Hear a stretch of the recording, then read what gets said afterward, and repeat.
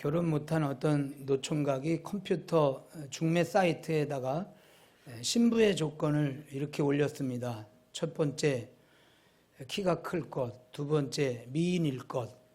세 번째, 대학을 나왔을 것. 네 번째, 부자일 것. 다섯 번째, 가문이 좋을 것. 이렇게 올렸어요. 조금 있다가 화면이 바뀌면서 컴퓨터에 이런 화면이 떴습니다. 다음 항목에 대해서 예, 아니요로 답하세요. 첫 번째, 당신은 키가 크십니까? 두 번째, 당신은 미남입니까?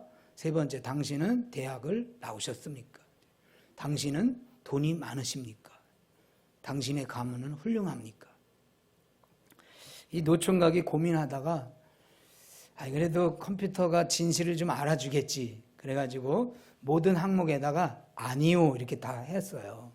그랬더니 조금 있다가 화면이 이렇게 떴습니다. 꼴값 떨고 계십니다. 여러분, 결혼의 목적은 무엇일까? 우리가 결혼을 왜 해야 되는가에 대한 목적을 생각해 본다면 결혼의 조건도 달라지겠죠. 키가 얼마 돼야 돼요? 아내는 160은 넘어야 되죠. 대조를 해야 되고, 이런 조건들이 내가 부부로서 살아가는 삶에 어떤 목적을 이룰 수 있냐, 그거예요. 결혼의 목적에 따라서 조건이 다를 수 있잖아요. 그래서 이 결혼의 목적이 뭔가는 이제 설교 뒷부분에서 답을 얻기로 하고요. 대신에 여러분들의 다른 질문을 하나 해보도록 하겠습니다. 우리 같이 한 목소리로 따라 해보겠습니다. 기독교 신앙의 목적은 무엇인가요?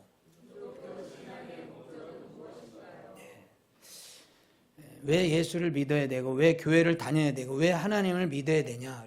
여러분들이 오늘 이 바쁘고 추운 계절에 왜 이렇게 예배의 삶을 살아야 하는지, 도대체 기독교 신앙의 목적은 무엇인가?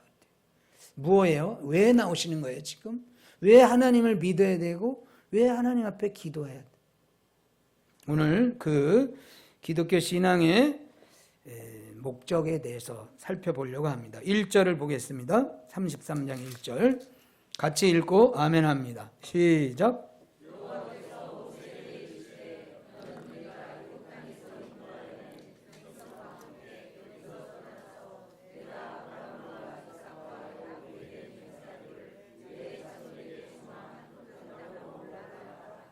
아멘. 이스라엘 백성들이 애굽에서 이제 나왔어요. 애굽은 지긋지긋한 데예요.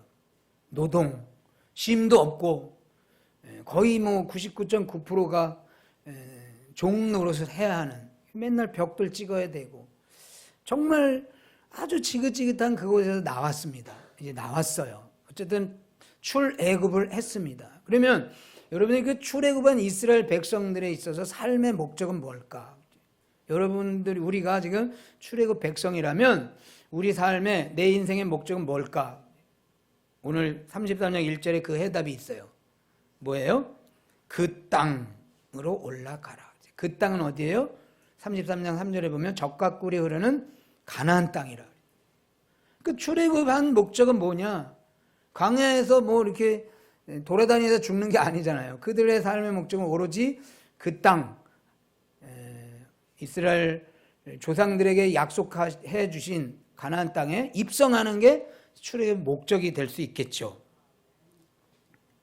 그런데 2절을 보면 내가 사자를 네 앞서 보내어 가나안 사람과 아모리 사람과 헷 사람과 브리스 사람과 히윗 사람과 여부스 사람을 쫓아내고, 가나안 땅에 7 족속이 있는데 그 족속을 쫓아내고 너희들, 이스라엘 너희들이 그곳에 잘 들어갈 수 있도록 뭐라 그러냐면 내가 뭘 보낸다 그랬어요. 보낸다. 뭘? 예? 사자, 가로 열고 천사. 하나님께서 부리시는 그 천사가 이스라엘 백성들이 잘 가나안 땅에 들어가도록, 잘 그곳에 완전히 잘 들어가도록 사자를 보내주신대요. 천사는 하나님의 능력이에요. 그래서 거칠 것이 없죠. 적군이 있다 할지라도 다 쓸어버리고 이스라엘 백성들이 그곳에 들어가면 되는 거예요. 하나님이 그런 말씀을 오늘 주셨습니다. 그러면 이스라엘 백성들 마음 안의 소원은 내가 가나안 땅에 들어가는 건데, 무사히 도착하는 건데, 그 일을 하나님이 천사를 통해서 이루어 주신대요. 아멘이십니까? 네. 그렇죠. 이스라엘 백성들 아멘이죠. 왜냐하면 가나안 땅이 목적인데 거기를 하나님이 도와주셔서 보내주신다는데 무슨 불만이 있겠습니까? 그런데 이상한 일이 있어요. 15절로 가. 33장 15절. 같이 읽고 아멘합니다. 시작. 모세가 여호와께 구하되 주께서 친히 가시 아니하시려거든 우리를 이곳에서 올려 보내지 마옵소서. 아멘. 가나안 땅에 들어가게 해주신다는데 모세는 아니에요. 아닙니다. 친히 하나님이 같이 함께 가지 않으면 우리는 그냥 안 가도 좋습니다. 14절 보겠습니다. 14절은 이게 의문문으로 바뀌어서 해석해야 된다. 학자들의 견해입니다. 여호와께서 가라사대 내가 친히 같이 가줄까? 내가 너로 편케하게 해줄까? 이렇게 하나님이 물어보신 거예요. 그랬더니 모세가 당연하시죠. 하나님이 함께 친히 가셔야 가는 겁니다. 하나님 안 가시면 안 됩니다. 아니 내가 천사 보내서 너네가 원하는 그 가나안 땅에 잘 들어가게 해준다는데 그럼 되는 거 아니야? 그랬더니 안 된다는 거예요. 모세는 하나님이 같이 가셔야 된다는 거예요. 왜 그런가? 모세가 왜 이렇게 집요하게 하나님 함께 가야 됩니다라고 주장하는 이유는 뭐냐? 33장 3절로 다시 가봅니다. 33장 3절 같이 읽고 아멘합니다. 시작.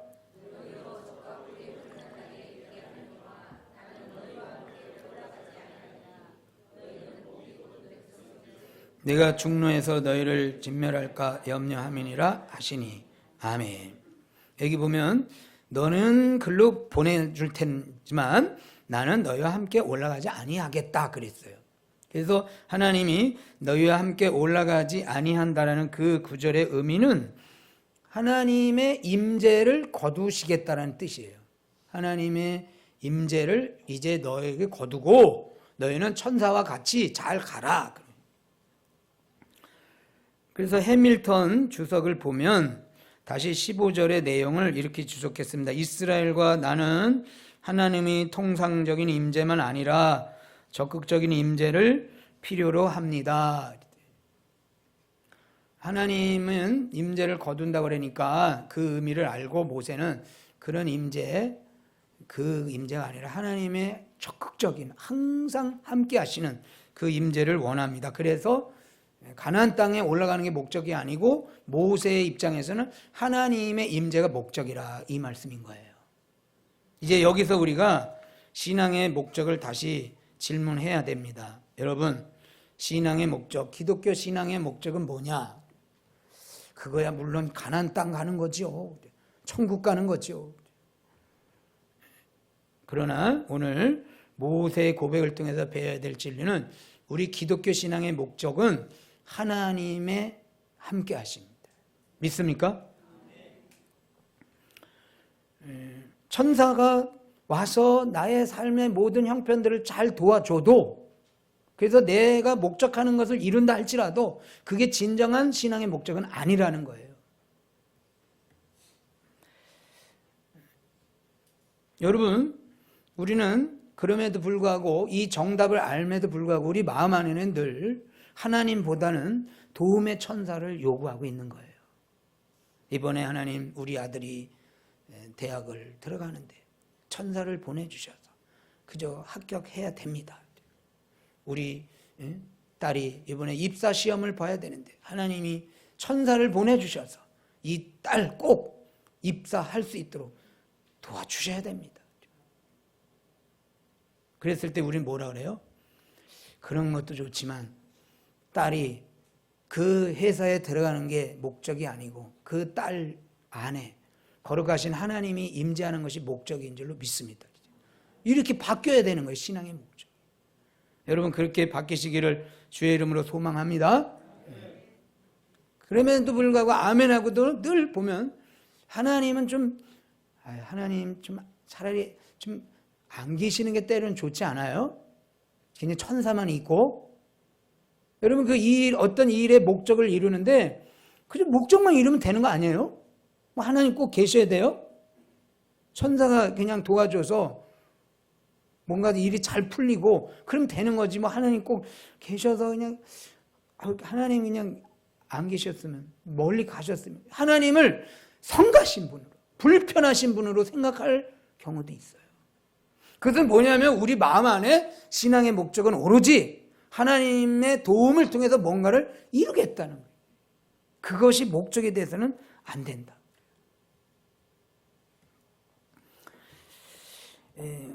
50대 중년이 보는 중년 남편이라는 글이 있어요. 50대 이상이 되면 여자가 남편을 이렇게 본대요. 1. 남편이 집에 있을 때 구박덩어리. 2. 남편이 혼자 외출할 때 근심덩어리. 3. 남편이 부인과 같이 외출할 때 짐덩어리. 그런데요. 우리 50대든 40대든 우리 여성들에게 한번 묻겠습니다. 여러분 남편이 집에 계신 게 좋죠? 이거 아멘이 안 나와요. 그럼 집에 안 계신 게 좋죠? 아멘. 뭐 웃으세요? 일반적으로 50대 넘으면 그렇대요. 솔직히 말해서 월급만 잘 갖다 주면 좋은 거 아니에요?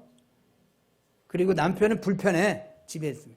당신은 당신대로 용돈 가지고 나가서 친구들하고 놀고 나는 나대로 즐기고 우리 서로 자유합시다.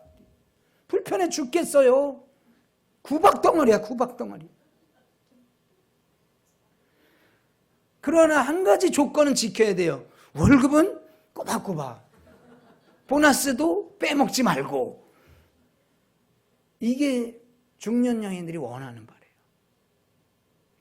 제가 어렸을 때 한 5, 6살 때 흐릿한 기억으로 저희 아버님께서 어디 먼데 일을 다니셨어요. 근데 일주일에 한 번씩 오시는 거예요.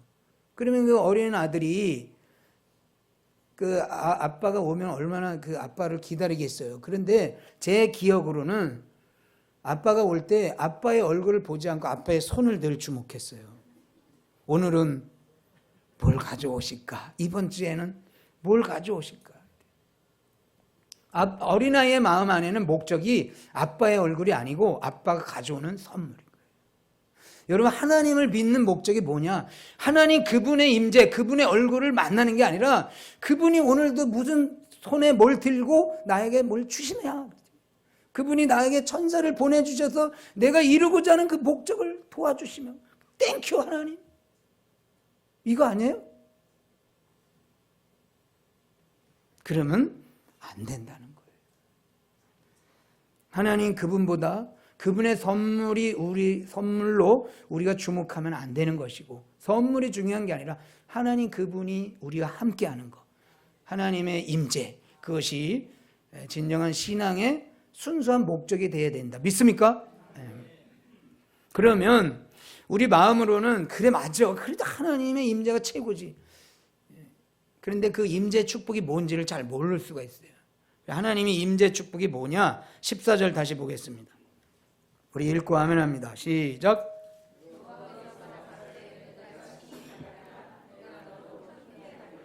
아멘.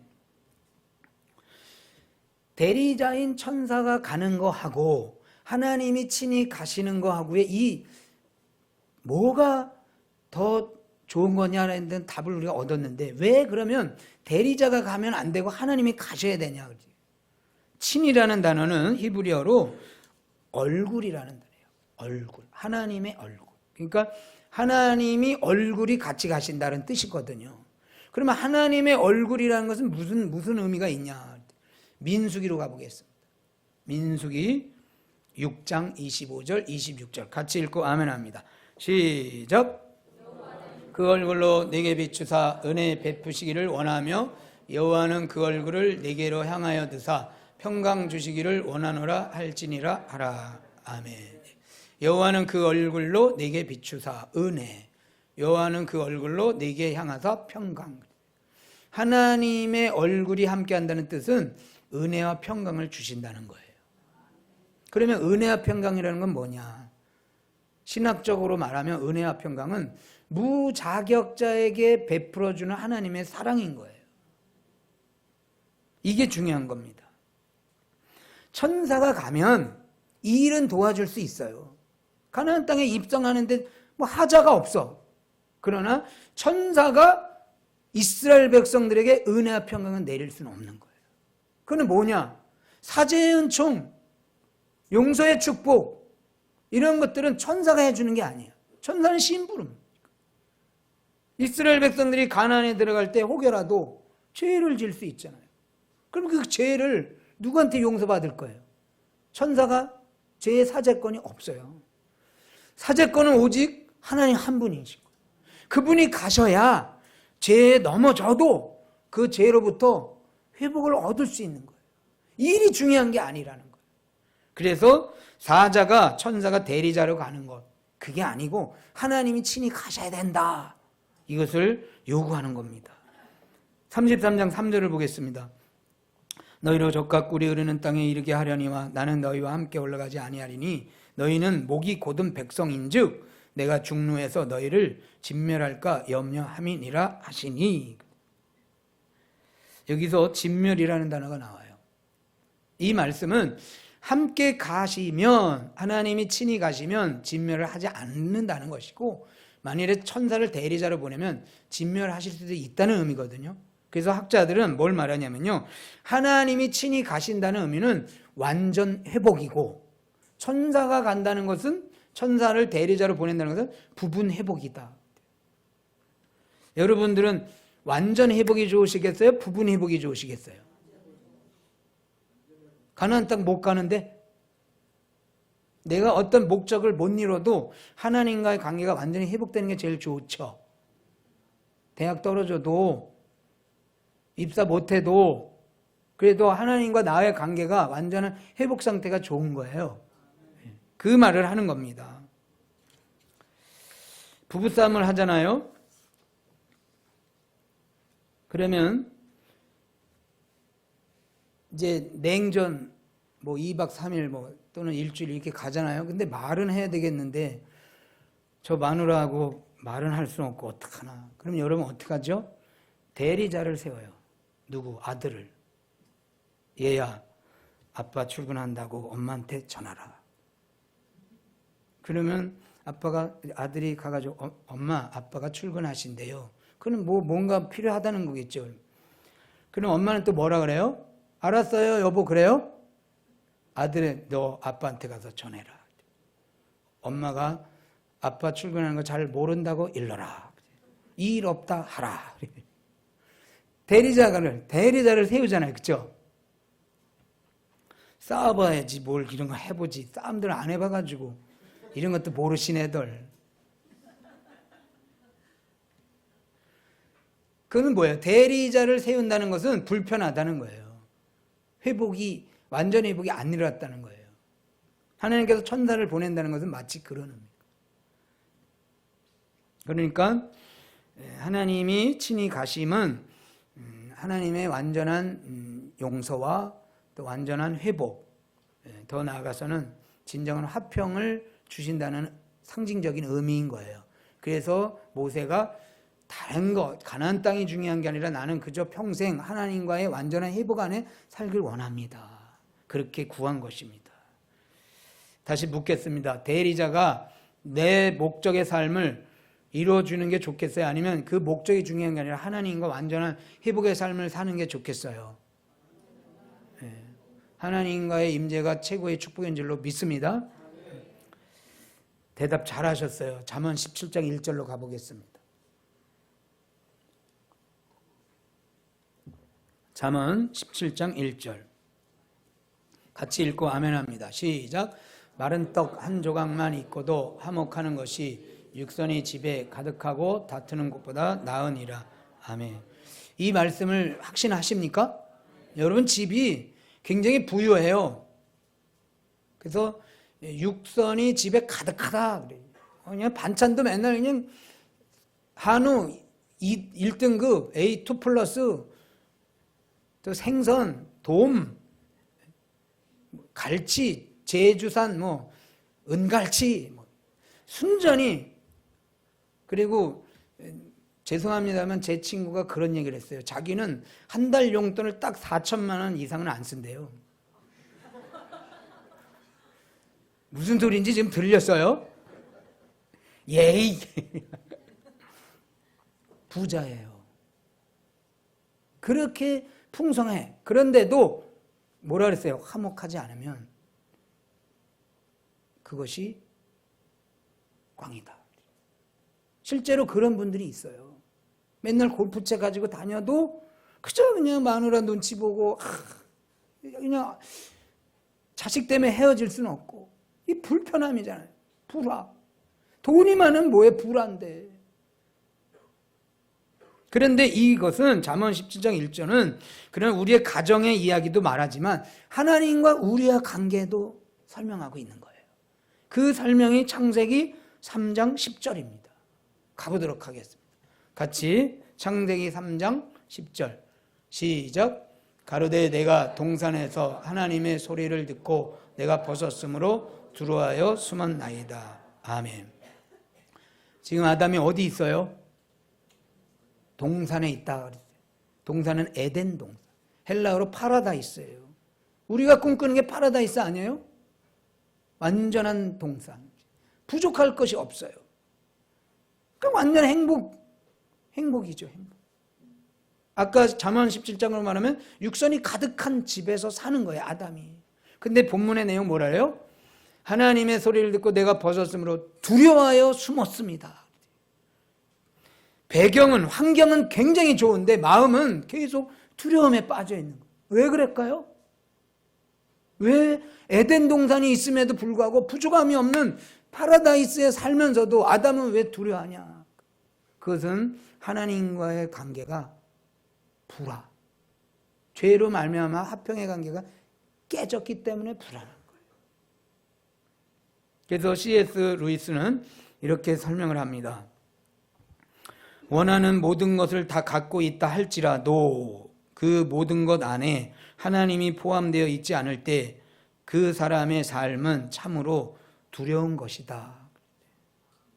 여러분들이 여러 가지 소기의 인생의 목적들을 다 이뤘어요. 완성했어요.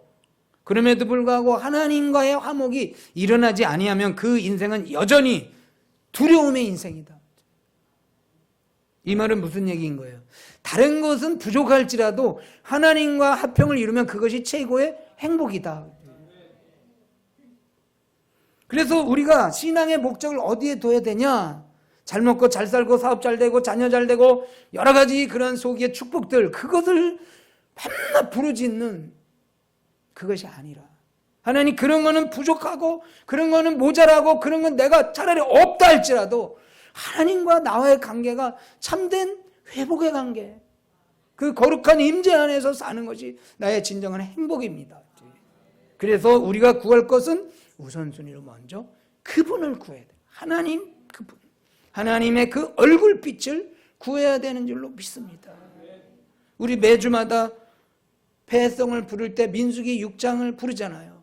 그 얼굴을 내게 비춰주세요. 나에게 은혜를 주세요. 나에게 평강을 주세요. 저는 죄인입니다. 그럼에도 불구하고 하나님이 완전 용서하심을, 완전 회복하심을 제가 믿고 이제 나갑니다. 이게 진정한 우리의 신앙 고백이 되길 주의 이름으로 축복합니다. 이제 해답을 말씀드리겠습니다. 그럼 결혼의 목적은 뭘까? 키 큰 여자가 있어야 된다. 높은데 못 박으려면. 그래도 나는 키가 작으니까. 그런 의미로. 아까 1, 2, 3, 4, 5 있잖아요. 그게 제가 총각 때 생각했던 내용하고 똑같더라고요. 그러다 좀 바뀌어서 신학교 가가지고 어떻게 바꿨냐면 피아노도 잘 치는, 또 환경 정리도 잘하는, 아이들 잘 가르치는, 또 이렇게 바뀌었어요. 그게 그거지 뭐예요? 데려다가 일 시켜 먹겠다 그거 아니에요. 그러나 결혼의 진정한 목적은 그 여자와 남자가 만나서 아파트를 혼자 평생 모아도 안 된다니까 같이 맞벌이해서 뭐 아파트를 사자, 그런 게 아니고, 그런 거 못 사고 단칸방에 살아도 진정한 회복이 뭐고, 진정한 용서가 뭐고, 인격적인 교제 안에서의 사랑을 배워가고 사랑을 하는 것이 결혼의 목적인 줄로 믿습니다. 분명히 아멘 하셨어요. 키 작다고 안 돼요. 대학 안 났다고 안 돼요. 무슨 성 무슨 씨라고 해서 안 돼요. 그러지 마시고 그저 주 안에서 서로 사랑하는 법을 배울 수 있는 남자 여자면 되는 줄로 믿습니다. 그런데 신앙의 목적도 마찬가지인 거예요. 하나님 이거 안 들어줬으니까 나 교회 옮길 거예요. 하나님 이거 안 들어줬으니까 종교를 바꾸겠어요. 그런 사람들도 있어. 그러면 안 되죠.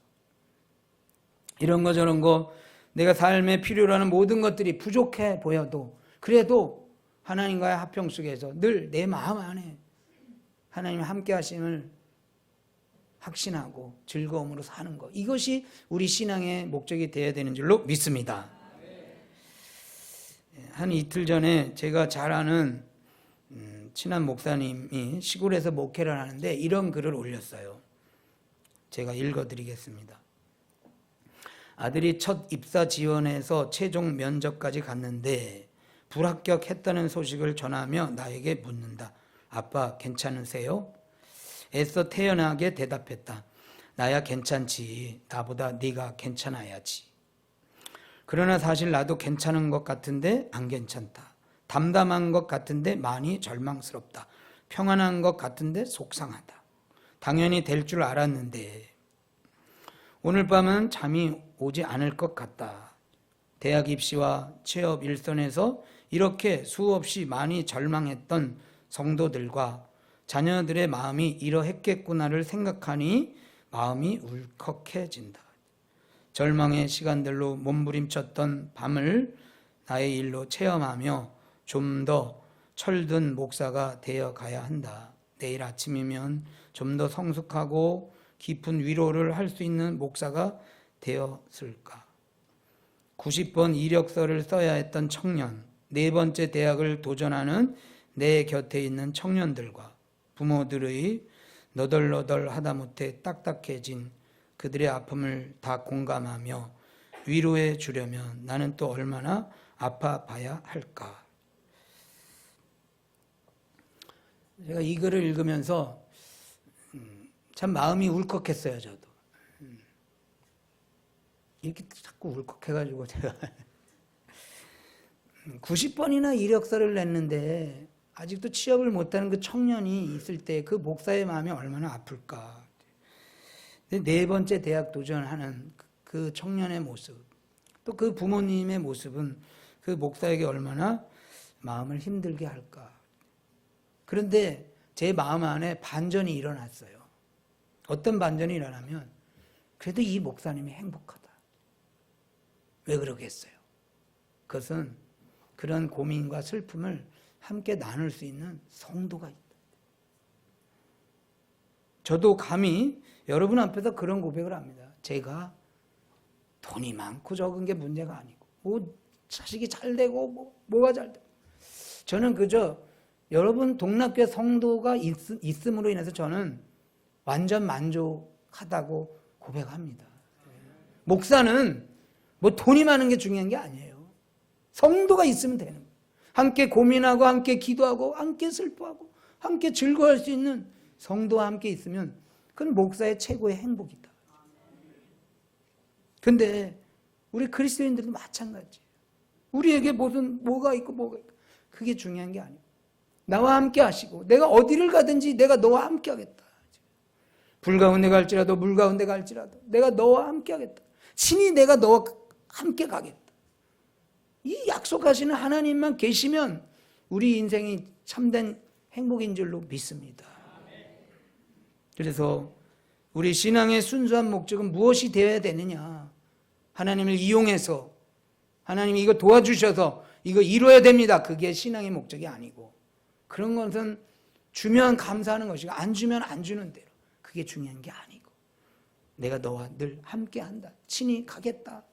이 하나님의 동행하심이 우리 기독교 신앙의 순수한 목적인 것을 믿고 그렇게 기도하시고 또 그 말씀대로 하나님과 친히 함께 하시는 그 임마누엘 하나님의 임재를 최고의 기쁨으로 경험하는, 간증하는 우리 동락 식구 되길 주의 이름으로 축복합니다.